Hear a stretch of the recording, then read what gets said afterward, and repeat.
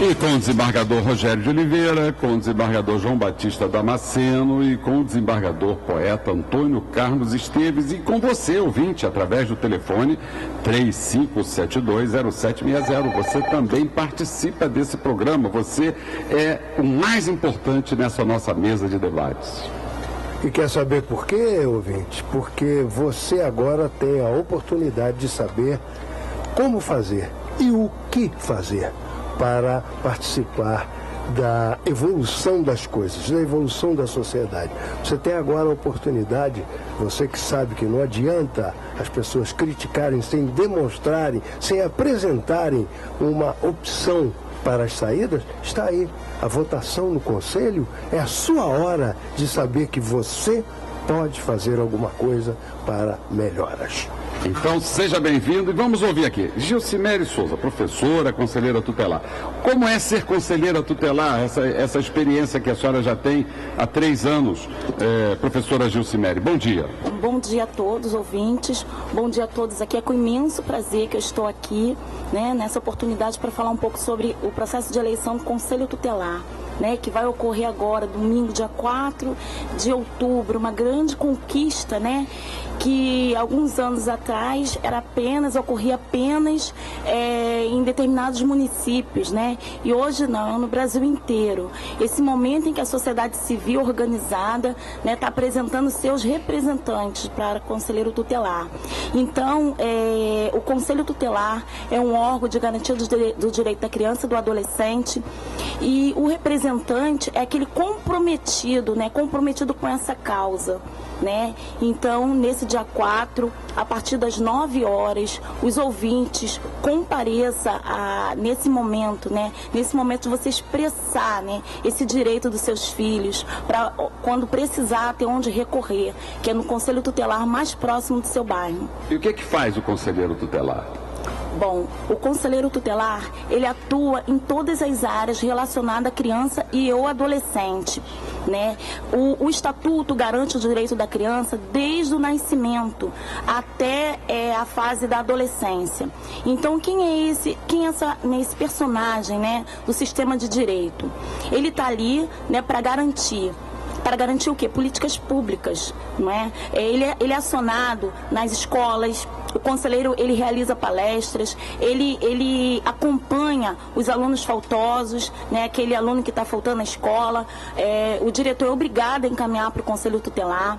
Na área da saúde também, ele atende as famílias, requisita os serviços na área de saúde, cobra do poder público a existência da política pública na área da saúde e também faz o atendimento direto à população. E nesse atendimento direto, o conselheiro, ele orienta, ele tem um papel de ajudar a família, de promover essa família através da assistência social e também de garantir o direito dessa criança, tanto na fase de criança, que é o direito ao lazer, ao esporte, e também na fase da adolescência, Todo adolescente tem direito a ser jovem aprendiz, nas empresas. Tem direito de ir na praia? Com certeza, tem direito ao esporte, ao lazer, tem direito de ir e vir, de estar nos locadores públicos. Ele tem esse direito, ele tem que ter esse direito, saber exercer esse direito dele. A Vera Martins da Penha, lá do bairro da Penha, ela perguntou: o Conselho Tutelar pode abrigar crianças e adolescentes? Então, essa agora é uma atribuição da vara da infância. Todo cidadão, ele pode acolher uma criança, ele pode proteger uma criança.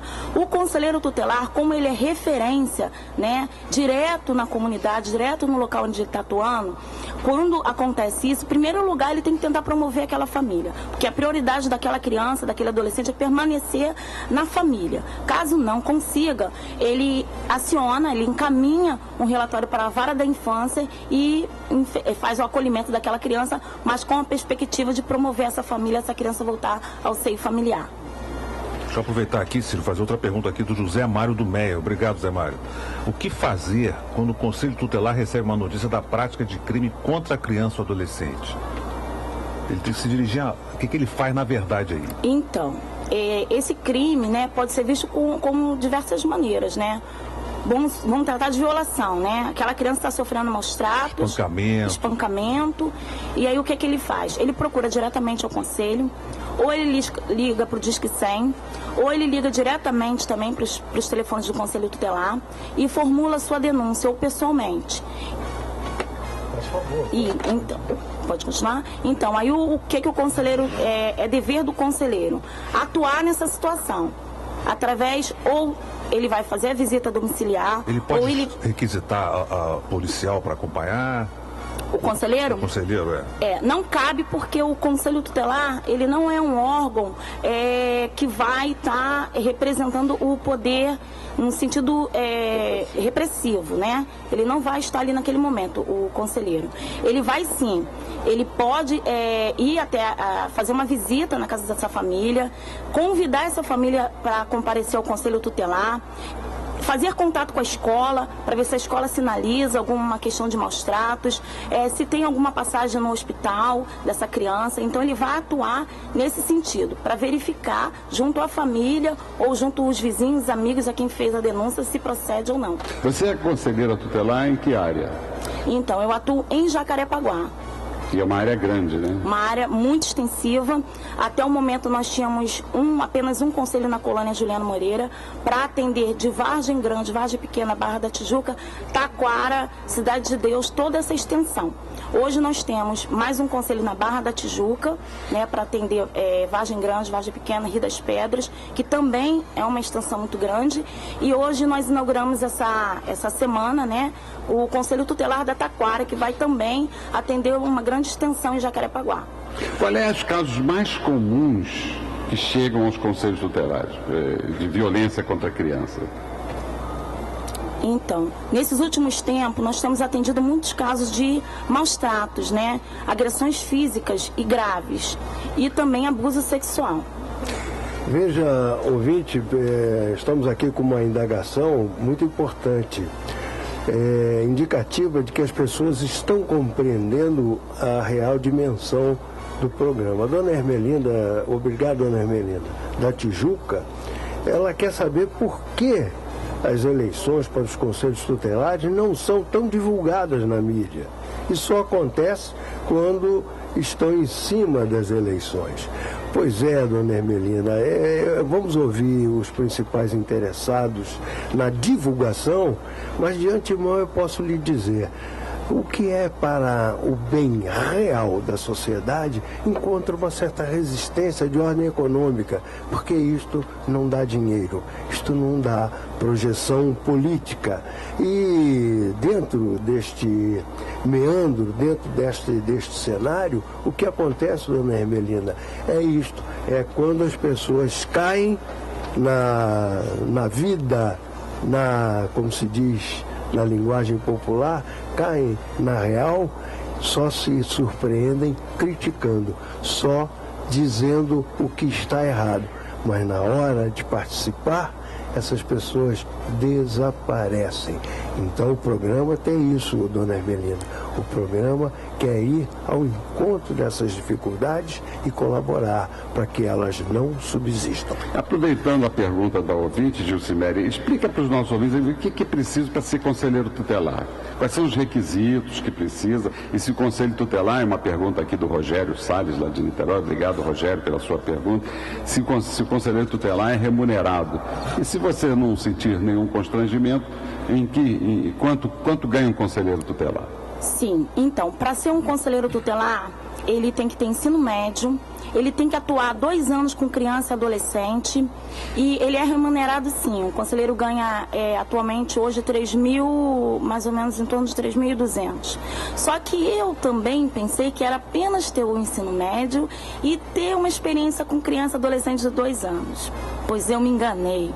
Para ser conselheiro tutelar, você tem que ser atuante na sua comunidade, você tem que entender da situação de criança e adolescente, você tem que ser psicólogo sem ser, você tem que ser pedagogo sem ser, e você tem que ser na área de direito sem ser. Você tem que aprender, você tem que viver a causa da sua sociedade. Você tem que estar no sangue, ser conselheiro tutelar. Ô Henrique, o Rogério fez uma pergunta aqui também que eu vou deixar para você responder. Você que é um jovem protagonista, ele faz uma pergunta que é um pouco de provocação, mas aqui o programa Encontro com a Justiça é para ser debatido todas as ideias. E ele fala assim... E provocação a gente não faz aqui. Não, nós não fazemos nunca provocação. Nós aqui somos absolutamente respeitosos, a gente não provoca ninguém. Nada. Por isso, Salles, você é convidado a fazer parte aqui da nossa mesa, porque você é um dos nossos. A pergunta é a seguinte: se fala muito nos direitos da criança, agora, e os deveres da criança? Responde aí, Henrique. Bom dia. É o Rogério. Bom dia, Rogério. O que acontece? Se fala muito dos direitos da criança, sim, e os deveres. Mas, me fala, é muito mais fácil você ver uma criança estudando, ajudando em casa, do que você ver uma criança se divertindo, tendo acesso ao lazer, que é um direito dela que ela não tem. Sim, temos deveres, temos direitos, e nós sabemos disso. Fazemos a nossa parte, mas também nós queremos retribuição digamos, que é o nosso direito. Porque eu estudo, eu trabalho, porque eu não posso ir à praia? Porque eu não posso pegar um ônibus e ir pra praia e me divertir? Tipo assim, um cansaço com meus amigos. Eu quero me divertir, eu tenho esse direito. Como eu tenho de trabalhar, de estudar, que são os meus deveres.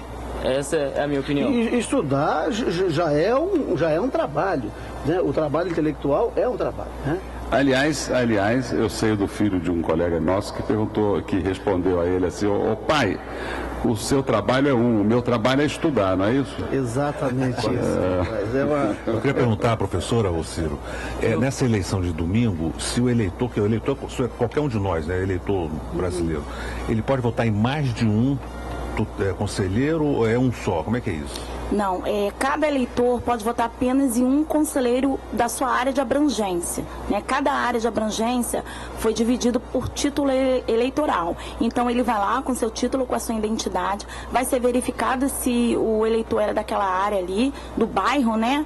E ele vai poder votar apenas em um conselheiro tutelar. Isso... Você tem prioridade absoluta. Fala você primeiro. Está na lei. Está na lei. A criança e adolescente tem prioridade. Aqui a gente respeita o Estatuto da Criança e Adolescente. Primeiro você fala. Bom dia, Juscelene. Eu queria saber qual dica você daria para os conselheiros de primeira viagem, que você já está se reelegendo, né? Então, nós costumamos ter legado, né? É o legado de quem veio e ir aprendendo o que é bom e o que é ruim. Então, assim, o que é bom é você estar dentro da sua comunidade. É você atender e tentar compreender por que aquela mãe deixou aquela criança sozinha. Por que aquela criança está fora da escola. O que está acontecendo com aquela família. Ter essa compreensão, essa sensibilidade com essa família, né? E sempre estar reafirmando a autoridade do pai e da mãe, né? Dentro do lar, dentro de casa, e mostrar para aquela criança, para aquele adolescente que ele tem direito, mas ele também tem deveres, né? Que é estudar e respeitar o pai e a mãe, e ele tem direito sim ao lazer. Professora, só pegando um gancho na pergunta do Henrique, tem ocorrido muitos casos de filhos de adolescentes, o Conselho tem visto isso, não? Bom, nós temos sim muitos casos que começamos a atender ainda quando a menina criança se torna adolescente, tem filho adolescente e volta para ser atendida dentro do Conselho Tutelar. Isso nós temos muitos casos. E aí nós é mais atendemos... difícil, é mais fácil? Como é que é isso? É mais difícil, porque geralmente às vezes uma criança tendo uma criança. Aquela adolescente, ela precisa estar estudando, ela precisa, né, estar conhecendo um pouquinho o mundo ainda na fase adulta, ela não chegou na fase adulta e aí ela tem filhos. Então, nós temos dificuldade sim, e aí nós priorizamos, né, o direito à orientação para essa adolescente, encaminhamos para que ela tenha um acompanhamento com uma psicóloga, para ela entender o que é ser mãe, né, porque ser mãe e ser pai é uma tarefa difícil, não é fácil, e às vezes o adolescente, ele pensa que a criança vai ficar pequenininha para sempre, né? E não vai. Mas, Henrique, né, deixa eu fazer uma outra pergunta para você. Nessa conversa que o Ciro falou, que meu filho, o seu trabalho é o meu trabalho é estudar. Né? No outro dia, cobrando lá que ele fosse estudar um pouco, então você vai estudar, então, eu também tenho direito ao tempo livre. Né? Eu nunca vi uma criança de 10 anos, né? Ela está com 11, né? Mandou essa... Eu também tenho direito ao tempo livre. Como é que é isso? Eu fiquei meio embananado, rapaz, quando meu filho mandou essa para mim, que não estava na hora dele estudar, porque ele também tem direito ao tempo livre. Como é que é isso, Henrique? Fala pra gente aqui. Correto. É porque acontece, como nós estudamos, trabalhamos alguns, nós também devemos ter um momento para arejar a cabeça, digamos, e brincar, soltar pipa, jogar jogar bolinha de gude. É que nem aquela Namorar. música. Isso aí, que nem aquela música. De segunda a sexta-feira é esporro na escola, sábado e domingo eu salto pipo e jogo bola. É meio que você É um funk, né? Nós precisamos disso, porque como os deveres, também tem os direitos, tá tudo assim, equilibrado. Não pode ser nem muito dever, nem muito direito, não é só estudar muito, também não é só brincar. Tem que saber tudo, um certo equilíbrio. Eu queria responder ao nosso colega, ao nosso amigo aí, ouvinte, o Rogério, a respeito disso. As pessoas fazem essa crítica é tão infantil e tão ultrapassada. Desculpe, Rogério, mas a gente fala aqui com muita franqueza. Só existe direito, não existe dever. Não, Rogério, não existe direito sem dever, Rogério. Você quer ver? O menino que estuda tem o direito à educação. Sabe quantos deveres ele tem como decorrência do direito à educação? O dever de respeitar o professor, o dever de respeitar os horários escolares, o dever de casa, o dever de andar uniformizado, o dever de não perder nenhuma aula, senão o Conselho Tutelar vai buscar ele em casa, porque é um caso de evasão escolar. Então são tantos os deveres decorrentes do exercício de um direito, que isso já ficou demodé perguntar, falar, só tem direito, tem dever. Não existe direito sem dever. Se você quer o direito à vida, você tem que respeitar a vida do seu semelhante. Se você quer direito à integridade física, você tem que respeitar a integridade física do seu semelhante. Então, a decorrência, não é isso, meu poeta? Não só é isso, como o principal dever é se autopreservar. O principal dever é se autocuidar e não cair na conversinha mole daqueles que não têm futuro. O Tribunal de Justiça, este é o nosso programa, Encontro com a Justiça, está realizando nos dias 30, dia 1 e hoje, dia 2, se você quiser, ainda está em tempo, o seminário Corrupção e Violência. Tem sido debates muito interessantes sobre todas as áreas, sobre a violência na comunidade. Tem gente, representantes das comunidades, debatendo essa violência na comunidade, que nós estamos testemunhando aí todos os dias. E uma outra notícia do Tribunal de Justiça é o seguinte: a doutora Mônica Labuto, a juíza da Terceira Vara da Infância e Juventude do Rio de Janeiro, ela realizou uma formatura de alunos do projeto Sábado Digital. Sabe que projeto é esse? É um convênio com a Universidade Estácio de Sá, onde jovens também de comunidade, encaminhados pelo juízo da Vara da Infância, fazem curso de digitação de informática. Ou seja, é um curso importantíssimo, porque ali o galo canta cedinho, não é isso, doutor Damasceno? E os meninos são alfabetizados na informática. O galo canta assim que anoitece e canta a noite inteira. E o nosso programa de hoje, muito recheado de pessoas brilhantes, como os menino e a menina do projeto DHTV, a Evelyn, que é um sucesso, uma menina linda, maravilhosa, inteligentíssima, e o Henrique, esse jovem aqui, que já está convidado a ficar na nossa mesa. Ambos são convidados a ficar aqui na nossa mesa permanentemente, para dar protagonismo juvenil à voz da juventude. E a professora Gilcimere, que orientou-nos aqui sobre a função do Conselho Tutelar, sobre a eleição do Conselho Tutelar. Dia 4, todo mundo votando para conselheiro tutelar, porque agora começa o jornal Manchete 760, edição das 11 horas, apresentação de Enio Paz.